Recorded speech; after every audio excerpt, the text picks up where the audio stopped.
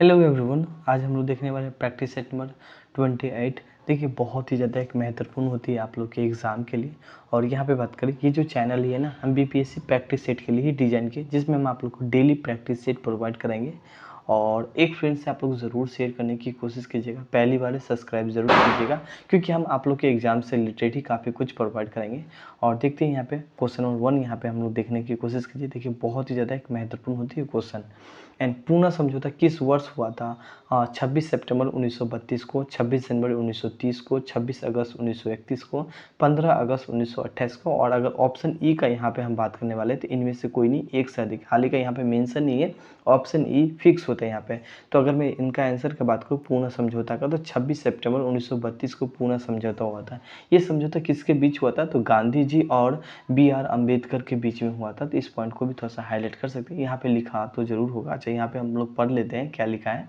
पूना समझौता 26 सितंबर 1932 में महाराष्ट्र के यरवदा जो जेल है पुणे में जो कि है, ठीक है। ये मिस्टेक है थोड़ा सा, मैं बता रहा हूँ, ये मिस्टेक हो गया, कोई नहीं, टाइपिंग है, इंसान से ही गलती होता है। तो महाराष्ट्र के पुणे के यरवदा जेल में ये समझौता हुआ था। और ये गांधी जी और BR अम्बेडकर के बीच में ये समझौता हुआ था। तो इसमें कुछ कोई मतलब इसका मध्यस्थता किसने करवाया था, मतलब मीडिएटर के रूप में किसने काम करवाया था ये दोनों के बीच समझौता कराने का? तो मदन मोहन मालवीय, राजेंद्र प्रसाद और सी राजगोपाचारी, ये तीनों नाम को हाईलाइट कीजिएगा और थोड़ा सा और इनके बारे में देखने की कोशिश करिए। प्रावधान क्या था? तो प्रथम निर्वाचन क्षेत्र है को समाप्त कर दिया था। और प्रांतों में दलित वर्गों के लिए आरक्षित सीटों की संख्या 71 से बढ़ाकर 147 कर दिया गया था। देखिए, यहाँ पे जितना भी पॉइंट लिखा गया है ना, सारा पॉइंट काफ़ी ज़्यादा एक महत्वपूर्ण है। क्वेश्चन को कई रूप में घुमा घुमा के पूछा जा सकता है। ये पूना, यरवदा जेल, ये वर्ड्स याद रखिएगा, तीनों का नाम भी आप याद रख सकते हो। तो सारा पॉइंट यहाँ पे काफ़ी ज़्यादा एक महत्वपूर्ण रहेगा आप लोग के एग्जाम में। क्वेश्चन को कई रूप से यहाँ से घुमा के पूछ लिया जाता है ना। क्वेश्चन यहाँ पे हम 2 को बात करें, यहाँ पे नेहरू रिपोर्ट, ठीक है, 1928 का अध्यक्षता कौन कर रहे थे? बेसिकली कौन थे अध्यक्ष? यहाँ पे बात करें, मोतीलाल नेहरू थे, राजेंद्र प्रसाद थे, BR अम्बेडकर थे, पंडित जवाहरलाल नेहरू थे। और ऑप्शन ई जो होगा इनमें से कोई नहीं, एक से अधिक, जो कि ऑप्शन ई यहाँ पे नहीं होगा। इसका आंसर हो जाएगा नेहरू रिपोर्ट 1928 का अध्यक्ष किसने कराया था? तो मोतीलाल नेहरू ने किया था। ऑप्शन ए इसका करेक्ट आंसर हो जाएगा। थोड़ा सा अगर हम इनके बारे में देखने की कोशिश करें, नेहरू रिपोर्ट 1928 में जिसका अध्यक्ष था मोतीलाल नेहरू ने मतलब इसका अध्यक्ष मोतीलाल नेहरू ने किया था। और यही बेसिकली पेश भी किया था, ठीक है, नेहरू रिपोर्ट को यहाँ पे। और उद्देश्य क्या था? स्वराज की मांग करना। और अंग्रेज ने नेहरू रिपोर्ट को लागू नहीं किया था, क्योंकि मोहम्मद जो अली जिन्ना है उन इनके रिपोर्ट के साथ अपना 14, ठीक है, अपना 14 सूत्र कार्यक्रम को पेश कर दिया था, जिसके कारण से इस प्रस्ताव को यहाँ पे अंग्रेज ने स्वीकार नहीं किया था। तो ये सारा पॉइंट को आप हाईलाइट कर सकते हैं, काफ़ी ज़्यादा एक महत्वपूर्ण होगी आप लोग के एग्जाम के लिए। नाउ क्वेश्चन में यहाँ पे हम देखने वाले हैं 3। एंड जो वार्धा प्रस्ताव हुआ वो कब पेश किया गया था? तो कब पेश किया गया था? अगर हम ऑप्शन देखने की कोशिश करें यहाँ पे, अच्छा, ऑप्शन ई भी है यहाँ पे सेट। ऑप्शन ई 1942 में, 1940 में, या यहाँ पे हम बात करने वाले हैं 1949 में, 1947 में, या इनमें से कोई नहीं, एक से अधिक। सबसे पहले तो ये नहीं होगा, ठीक है, और नहीं 47 होगा, नहीं 49 होगा, 1942 होगा। 14 जुलाई को यहाँ पे बात करने वाले 1942 को ये प्रस्ताव पेश किया गया था। और ये प्रस्ताव कहाँ पे पेश किया था? जो वार्ता है वो महाराष्ट्र में पेश किया गया था। इसमें का मतलब ये प्रस्ताव के बारे में देखिए, यहाँ पे लिखा तो नहीं गया, मैं ही थोड़ा सा इनके बारे में थोड़ा सा अगर बताने की कोशिश करूँ तो इस प्रस्ताव में गांधी जी के पक्ष में विरोध के बावजूद भी इस प्रस्ताव को पास किया गया था। और इस प्रस्ताव के बाद गांधी जी, ठीक है, अंग्रेज के खिलाफ आंदोलन चलाने का घोषणा किया था। तो ये सारा पॉइंट को भी आप हाईलाइट कर सकते हैं, जो कि आपके एग्जाम के लिए काफ़ी ज़्यादा एक महत्वपूर्ण होगा। यहाँ पे लिखना थोड़ा सा मिस्टेक हो गया, भूल चुका है ना, बट कोई नहीं। क्वेश्चन 4 यहाँ पे देखें, दयाराम साहनी, ठीक है, सिंधु घाटी की सभ्यता के खोज किस वर्ष किया था? यहाँ पे बात करें 1919 में, 1921 में, 1930 में, 1940 में, या ऑप्शन ई का बात करें यहाँ पे इनमें से कोई नहीं, एक से अधिक, ठीक है। तो इसका अगर मैं आंसर का बात करूँ यहाँ पे, तो 1900 यहाँ पे 21 हो जाएगा। ऑप्शन बी इसका करेक्ट आंसर हो जाएगा। थोड़ा सा अगर हम इनके बारे में देखने की कोशिश करें यहाँ पे, सिंधु, ठीक है, सिंधु सभ्यता को सिंधु घाटी सभ्यता इसलिए कहा जाता है क्योंकि इसकी खोज सिंधु नदी के किनारे हुई थी और इस सभ्यता की खोज 1921 में दयाराम साहनी ने किया था। नाम भी हाईलाइट कीजिएगा 1921 में। इस सभ्यता को हड़प्पा के भी नाम से जाना जाता है, इस पॉइंट को भी हाईलाइट कीजिएगा क्योंकि इनकी मान्यता पहली जगह हड़प्पा नामक स्थान पर मिला था। तो ये सारा बात को आप हाईलाइट करने की कोशिश कीजिएगा, काफ़ी महत्वपूर्ण होगा आप लोग के एग्जाम के लिए। ना क्वेश्चन में यहाँ पे हम बात करने वाले 5 एंड गंडक नदी कहाँ से निकलती है, ठीक है, नोम्फा श्रेणी से नहीं, अमरकंटक से नहीं, छोटा नागपुर पठार से नहीं, अन्नपूर्णा श्रेणी से। ऑप्शन डी इसका करेक्ट आंसर हो जाएगा। इनमें से कोई नहीं, एक से अधिक नहीं होगा, ऑप्शन डी हो जाएगा। थोड़ा सा इनके बारे में देखने की कोशिश करें यहाँ पे। तो गंडक नदी की अन्नपूर्णा श्रेणी से निकलती है और पटना के पास गंगा नदी में मिल जाती है, यहाँ पे हाईलाइट कीजिएगा। नाउ आगे यहाँ पे हम क्वेश्चन नंबर 6 देखने की कोशिश करें। हाल ही में जेवेलियन थ्रो डायमंड लीग में कौन सा पदक हासिल किया है, रजत, कांस्य, है ना, या यहाँ पे बात करें स्वर्ण पदक जीता है, या ए और बी हो जाएगा, इनमें से कोई नहीं, एक से अधिक। देखिए गोल्ड मेडल जीता है, ऑप्शन सी इसका करेक्ट आंसर हो जाएगा। थोड़ा सा अगर हम इनके बारे में देखने की कोशिश करें, जेवेलियन थ्रो ओलंपिक में स्वर्ण पदक विजेता नीरज चोपड़ा ने डायमंड लीग एथलीट्स में 8 सितंबर 2022 को 88.44 इसको भी हाईलाइट कीजिएगा तक भाला फेंक कर स्वर्ण पदक जीतने में सफलता प्राप्त की है और 7 अगस्त 2021 को ओलंपिक एथलीट्स चैंपियनशिप में रजत पदक जीता था। यहाँ पे ये सारा बात को हाईलाइट कीजिएगा, काफ़ी महत्वपूर्ण होगा आप लोग के एग्जाम के लिए। यहाँ पे नाउ आगे यहाँ पे हम क्वेश्चन नंबर देखने की कोशिश करें 7 क्वेश्चन यहाँ पे देखें।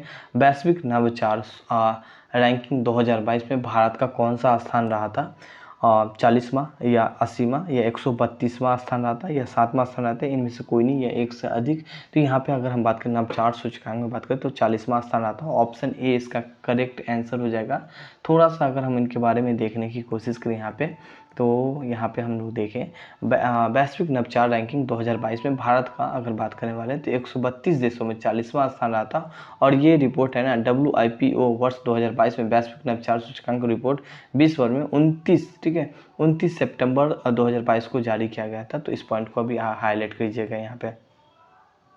देखिए अगर इनका फुल फॉर्म हम देखने की कोशिश करें तो वर्ल्ड इंटेलेक्चुअल पॉवर्टी ऑर्गेनाइजेशन होता है, ठीक है। इनका जो हेडक्वार्टर कहाँ पे, तो स्विट्जरलैंड जेनेवा में है ना। क्वेश्चन यहाँ पे हम लोग देखने की कोशिश करें, प्रधानमंत्री गरीब कल्याण अन्न योजना कितनी माह के लिए विस्तारित कर दिया गया, मतलब 3 माह के लिए, 6 माह के लिए, 9 माह के लिए, 12 माह के लिए, इनमें से कोई नहीं, एक से अधिक, 3 माह हो जाएगा, ऑप्शन ए इसका करेक्ट आंसर हो जाएगा। थोड़ा सा अगर हम इनके बारे में देखने की कोशिश करें, कोविड-19 महामारी के प्रभावित निधन में खाद्य सुरक्षा को उपलब्ध कराने के लिए अप्रैल 2022 में, ठीक है, प्रारंभ की गई प्रधानमंत्री गरीब कल्याण अन्न योजना 6 चरणों में 2022 तक पूर्ण हो चुका था। इस योजना को विस्तार एक बार पुनः 3 माह के लिए क्या कर दिया, बढ़ा दिया गया, जिसे योजना को दिसंबर 2022 तक ये जारी रहेगा। तो इस सारे पॉइंट को आप हाईलाइट करने की कोशिश कीजिएगा, काफ़ी महत्वपूर्ण होगा आप लोग के एग्जाम के लिए। यहाँ पे नाउ क्वेश्चन यहाँ पे हम बात करने वाले हैं 9 क्वेश्चन यहाँ पे हम लोग देखें UNDP, ठीक है, UNDP मानव विकास रैंकिंग 2021-22 में भारत का क्या स्थान रहा था, 132वां स्थान रहा था यहाँ पे बात करें, या 130वां स्थान, 46वां, 120वां, इनमें से कोई नहीं, एक से अधिक। देखिए UNDP में अगर बात करें तो भारत का जो रैंक है 132वां रहा था, ऑप्शन ए इसका करेक्ट आंसर हो जाएगा। थोड़ा सा अगर हम इनके बारे में देखने की कोशिश करें, UNDP विश्व के 191 देशों के रैंकिंग जारी किया था, जिसमें भारत का जो स्थान है 132वां रहा था और शीर्ष स्थान पर स्विट्जरलैंड रहा था। तो इस पॉइंट को भी आप हाईलाइट कीजिएगा, काफ़ी महत्वपूर्ण होगा आप लोग के एग्जाम के लिए। नाउ आगे यहाँ पे हम बात करने वाले क्वेश्चन नंबर 10 यहाँ पे, हाल ही में बिहार का एकमात्र टाइगर रिजर्व जिसका शुभारंभ किया गया है अभी रिसेंटली में, तो पटना टाइगर रिजर्व को नहीं, भागलपुर टाइगर रिजर्व नहीं हो जाए, मुंगेर टाइगर रिजर्व नहीं हो जाए, वाल्मीकि नगर टाइगर रिजर्व, और ऑप्शन ई होगा, इनमें से कोई नहीं, एक से अधिक। ऑप्शन डी इसका करेक्ट आंसर हो जाएगा, वाल्मीकि टाइगर रिजर्व होगा। अगर हम थोड़ा सा इनके बारे में देखने की कोशिश करें यहाँ पे, तो बिहार का एकमात्र टाइगर रिजर्व जो वाल्मीकि नगर में है, जो कि पश्चिमी चंपारण के स्थित है, जिसका शुभारंभ 1 नवंबर 2022 को किया गया था। क्षेत्रफल के दृष्टि से बात करें, पश्चिमी चंपारण विश्व का सबसे बड़ा यहाँ पे बात करने वाला है, सॉरी बिहार का सबसे बड़ा यहाँ पे टाइगर रिजर्व है, ठीक है। तो ये सारा बात को आप हाईलाइट कर सकते हैं अपने अकॉर्डिंग। नाउ नेक्स्ट क्वेश्चन यहाँ पे हम लोग देखने की कोशिश करें, वर्षा के बूंद गोलाकार आकृति का कारण है यहाँ पे, तो यहाँ पे द्रव की घनत्व नहीं होगा, यहाँ पे वायुमंडल का दाब भी नहीं होगा, गुरुत्व भी नहीं होगा, और ऑप्शन ई तो होगा नहीं यहाँ पे। ऑप्शन बी इसका करेक्ट आंसर हो जाएगा, पृष्ठीय तनाव हो जाएगा यहाँ पे। ठीक है, थोड़ा सा अगर हम इनके बारे में देखने की कोशिश करें यहाँ पे, पृष्ठीय तनाव का गुण के कारण द्रव की स्वतंत्र पृष्ठीय न्यूनतम क्षेत्रफल घेरने का प्रयास करते हैं अथवा वर्षा की बूंद गोलाकार होती है। तो ये बात को भी आप हाईलाइट कर सकते हैं। नव क्वेश्चन में यहाँ पे हम बात करने वाले 12 शक्ति का मात्रा क्या होता है, मतलब पावर का जो है ना यूनिट क्या होता है, हर्ट्स यहाँ पे बात करने वाले हैं। ठीक, हर्ट्ज नहीं होगा, बोल्ट भी नहीं होगा यहाँ पे, बोल्ट तो किसी भी कीमत में नहीं होगा। एंड वाट और न्यूटन, न्यूटन नहीं होगा, वाट हो जाएगा। ऑप्शन सी इसका करेक्ट आंसर हो जाएगा। और ई होता है, इनमें से कोई नहीं, एक से अधिक, तो ई तो होगा ही नहीं यहाँ पे। ठीक है, तो वाट होता है यहाँ पे। ना क्वेश्चन में यहाँ पे बात करने वाले हैं चंपारण। ठीक है, गांधी जी का चंपारण सत्याग्रह किससे जुड़ा हुआ था, इजेदारी से, ठीक है, नहीं वो तीन कठिया और जैन मिस, देखिए लिखा भी है जमींदारी, आप यहाँ पे लिख सकते थे बट यहाँ पे ये नहीं होगा, इनमें से कोई नहीं होगा। ऑप्शन बी इसका करेक्ट आंसर हो जाएगा, तीन कठिया हो जाएगा यहाँ पे। देखिए इंसान है, इंसान से ही मिस्टेक होती है यहाँ पे, बट ऑप्शन बी आप लोग सही टिक लगा के आइएगा। नाउ थोड़ा सा हम अगर इनके बारे में देखने की कोशिश करें, गांधी जी का चंपारण सत्याग्रह तिनकठिया से जुड़ा हुआ है, जिसके तहत किसानों को अपनी जमीन का 3/20 हिस्सों में नील का खेती करना अनिवार्य था, और जिसे हम तिनकठिया पद्धति भी कहते हैं। ये सारा बात को आप हाईलाइट कर सकते हैं अपने अकॉर्डिंग समझने के लिए।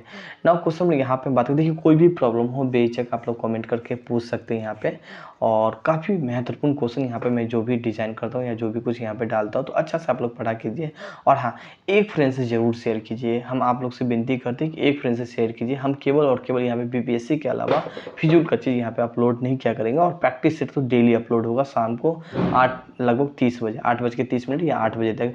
निम्न राज्यों में से किस राज्यों को जाड़ों के मौसम में बारिश होता है, यहाँ पे बारिश मिलती है, मतलब होता है? तो केरल, तमिलनाडु, पश्चिम बंगाल, उड़ीसा। यहाँ पे तो उड़ीसा नहीं होगा, पश्चिम बंगाल नहीं होगा, केरल नहीं होगा। ऑप्शन बी इसका करेक्ट आंसर हो जाएगा, तमिलनाडु हो जाएगा यहाँ पे। थोड़ा सा अगर हम इनके बारे में देखने की कोशिश करें यहाँ पे, तो अक्टूबर और नवंबर के महीने में उत्तर पूर्वी मानसून तमिलनाडु के तटवर्ती इलाकों में 65 से लेकर 75 सेंटीमीटर तक की वर्षा तक होती है। यहाँ पे ये सारा बात को आप हाईलाइट कीजिएगा, काफ़ी महत्वपूर्ण होगा आप लोग के एग्जाम के लिए। नाउ क्वेश्चन 15 देखें, भारतीय वन प्रबंधन जो है वो जो संस्था है किसे कहते हैं यहाँ पे, या कहाँ पे, मिस्टेक है क्वेश्चन थोड़ा सा। भारतीय वन प्रबंधन संस्था कहाँ पे है, ये क्वेश्चन बोला गया यहाँ पे। ठीक है, कहाँ पे है, तो भोपाल में है, न्यू दिल्ली में है, लखनऊ में है, या देहरादून में। देखिए इसका आंसर की बात करें यहाँ पे, तो वन प्रबंधन जो संस्था है वो भोपाल में है। ऑप्शन ए इसका करेक्ट आंसर हो जाएगा यहाँ पे। थोड़ा सा अगर हम इनके बारे में और भी कुछ देखने की कोशिश करें, लेकिन वन अनुसंधान, ठीक है, वन प्रबंधन और अनुसंधान बहुत ही मतलब दोनों में चेंज है। प्रबंधन का होता है, प्रबंधन का मतलब होता है मैनेजमेंट करना। ठीक है, यहाँ पे इंग्लिश नहीं लिखा, मैं आप लोग को बता देता हूँ यहाँ पे। ठीक है, और अनुसंधान का मतलब होता है रिसर्च वगैरह। तो कहाँ पे, तो देहरादून में यहाँ पे। वर्षा वन अनुसंधान कहाँ पे, तो जोहाट में है यहाँ पे। वर्षा अनुवांशिक एवं वृक्ष प्रजनन संस्था कहाँ पे, तो कोयम्बटूर में है। और वन उत्पादन केंद्र कहाँ पे, तो रांची में। तो ये बात को भी आप हाईलाइट कर सकते हैं, आप लोग के एग्जाम में भी क्वेश्चन पूछा जाता है, अल्टरनेटिव रूप में क्वेश्चन यहाँ से सेट किया जाता है। क्वेश्चन यहाँ पे बात करें 16, वन सर्वेक्षण रिपोर्ट, भारतीय वन सर्वेक्षण का यहाँ पे बात करें दोबारा कितने वर्ष में तैयार किया जाता है, मतलब जो अभी रिसेंटली कुछ दिन पहले वन सर्वेक्षण रिपोर्ट आया था, ये कितने वर्ष के बाद ये रिपोर्ट यहाँ पे तैयार किया जाता है। तो हम यहाँ पे बात करने वाले हैं 2021 में ये रिपोर्ट आया था, अब 2023 में आएगा। ठीक है, तो हाल ही का आपको ये पढ़ के जाना है। अगर फरवरी में एग्जाम हो रही थी, 1 वर्ष, 2 वर्ष, 3 वर्ष, 4 वर्ष नहीं होगा, 2 वर्ष हो जाएगा।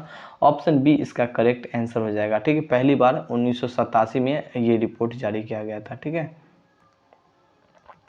नाउ क्वेश्चन में यहाँ पे हम बात करने वाले 17 क्वेश्चन यहाँ पे बात करें, बिंदु सागर सफाई जो योजना है ना, सफाई योजना कौन सी योजना है, ओडिशा, मतलब कौन सी।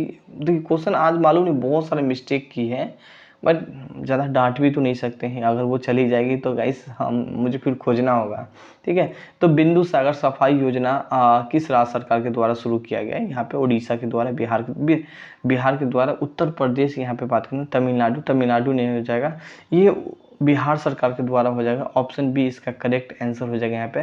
थोड़ा सा अगर हम इनके बारे में देखने की कोशिश करें, यह योजना के तहत भुवनेश्वर में स्थित बिंदु सागर झीलों के साफ करने के लिए किया जाएगा। ठीक है, ये भुवनेश्वर लिखा है यहाँ पे, बात करें अगर, अच्छा इसका आंसर क्या हो जाएगा यहाँ पे, सॉरी उड़ीसा हो जाएगा, है ना, मिस्टेक है, कोई नहीं। ऑप्शन ए इसका करेक्ट आंसर हो जाएगा यहाँ पे।